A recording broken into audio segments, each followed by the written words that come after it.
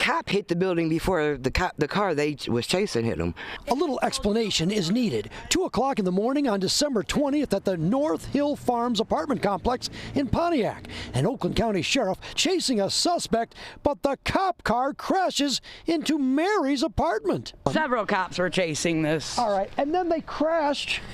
Yes, right? one of them crashed right here. A lot of noticeable damage to the outside of Mary's apartment, but that's not all. This is where the car hit, here? Yes, the one that they were chasing, yes. And you can still see the skid marks, and then the car smashed right into this, right? Yes. Now, the management company removed the person living in this unit and fixed the outside of Mary's unit, but not the inside. It gets cold, and I have 2 kids that sleep in here, a baby and a 6-year-old, and I can't have neither one of them in here. Mary, who is on disability, has 4 kids living in this subsidized apartment. She says she contacted the management at North Hill Farms. Are they going to fix the inside? They're telling me there's no damage inside my unit. No damage? No damage inside my unit. You think there's damage? Yeah, there's damage.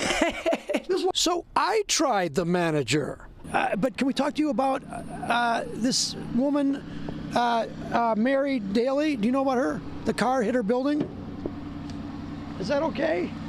Would you talk after lunch? We have to come back at 2?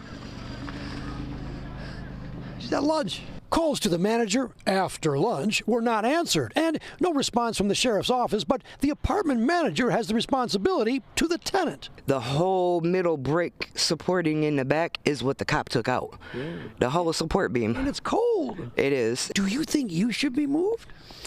I'm not sure if it's a move or at least just come and fix it. Stay tuned. In Pontiac, Charlie Langton, Fox 2 News.